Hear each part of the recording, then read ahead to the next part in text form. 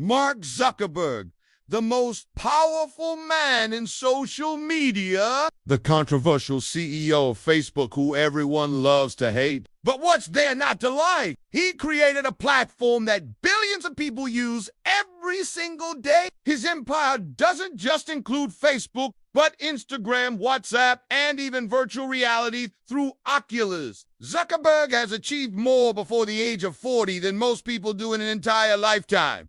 So how exactly did he do it? How did someone straight out of Harvard go from zero to hero? Let's find out. Mark Elliott Zuckerberg was born in Dobbs Ferry, New York on May 14, 1984. His father, Edward, worked as a dentist while his mother, Karen, was a psychiatrist. Mark had two sisters, both of whom were older than him. They would often tease him because of his weight, which made Mark feel very insecure growing up. And this insecurity would follow him into adulthood. Zuckerberg was an intelligent kid from a very young age. At age 10, he taught himself how to program by reading a computer science book. At 12, he developed an interest in classical music after getting an Atari Punk console. And at 13, he was already trying to start his first business by selling pizza door to door. He wasn't your typical middle schooler. When Mark was 14, his father bought him a computer, and that was when everything changed.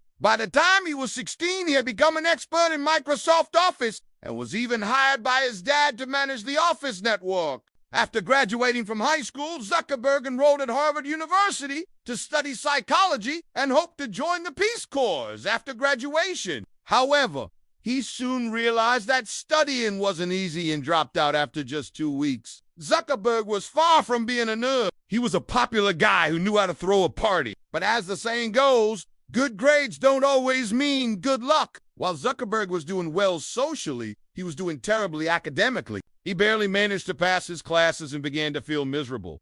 He soon became depressed and began missing classes. He started going to frat parties every night to take his mind off things, which only made his grades drop further. Then, one fateful night, he met this girl named Erica and asked her out. She turned him down, saying she didn't date nerds. That was the wake-up call Zuckerberg needed. He realized that he was wasting his life away and needed to change something. That's when he decided to transfer to a different university where he could focus on academics rather than partying. At the beginning of his second semester at college, Zuckerberg registered for a class called Introduction to Computer Science. He had no idea that this class would change his life forever. It was taught by a professor named Harry Shapiro, who was considered the best teacher on campus. By the end of the class, Zuckerberg had fallen in love with programming. He joined a group called the Harvard Connection, which helped students get connected with each other. The group gave him the idea of FaceMash, a website that would allow students to rate the hotness of their peers. He used stolen Facebook photos and created an algorithm to match students with similar interests. It went viral within the university and soon racked up over 20,000 users.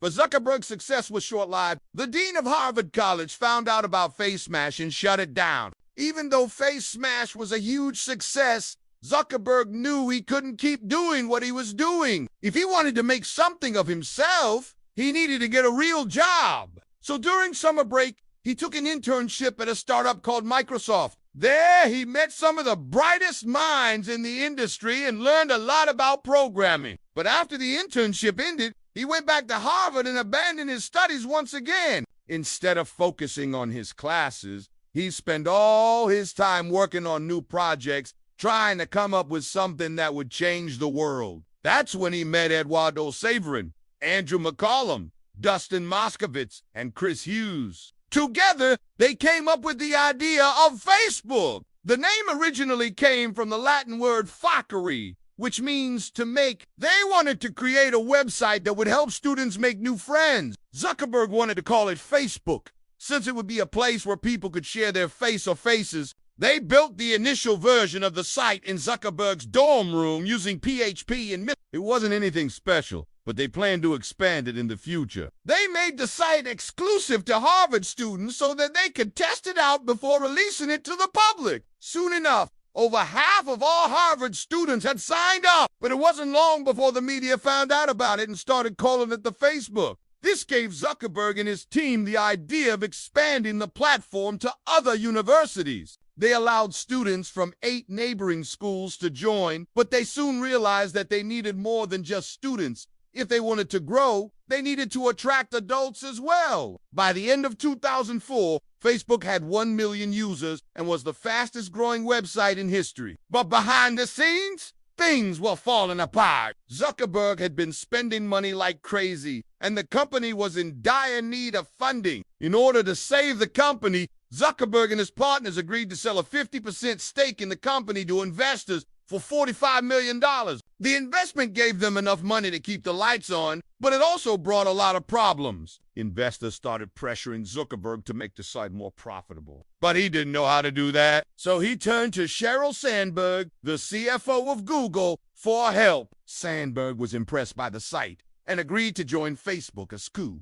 She helped Zuckerberg implement changes that made the site more profitable. In 2007, Facebook introduced advertising, which turned out to be extremely profitable. A year later, Facebook opened up to the general public and gained 100 million users in record time. But this rapid growth came with its own set of problems. As the user base grew, so did the number of complaints. People started complaining about their data being shared without their consent, and fake profiles being created in it. The Cambridge Analytica scandal made headlines around the world. Millions of Facebook users had their data stolen and used against them. Governments started regulating Facebook more closely, and the public started hating Zuckerberg. But none of this mattered to Facebook's bottom line. The company continued to grow and eventually became a $1 trillion company. Zuckerberg is now the most powerful man in social media, and his empire continues to grow. But he hasn't been able to shake off the negative publicity. Many people still hate him and believe that he's a fraud. But that doesn't bother Zuckerberg anymore. He knows that he's created something that the world loves,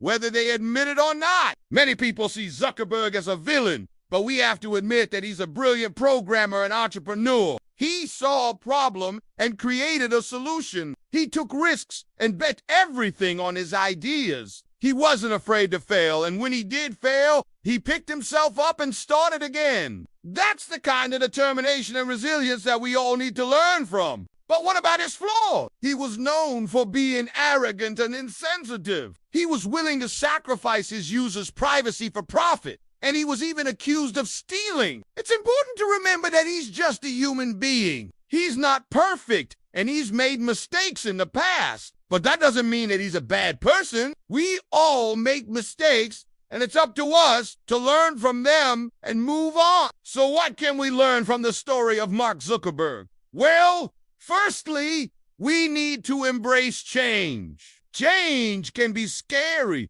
but it's also necessary for growth. Zuckerberg was scared to leave his comfort zone, but he did it anyway, and it paid off. Secondly, we need to take risks. Life is full of risks, and we can't be afraid to take them. Zuckerberg took a big risk when he dropped out of college, but it paid off. Finally, we need to learn from our mistakes. Everyone makes mistakes, but it's up to us to learn from them and move on. Zuckerberg made some mistakes along the way, but he learned from them and became a better person because of it. What do you think about Zuckerberg? Do you love him or hate him? Let us know in the comments below.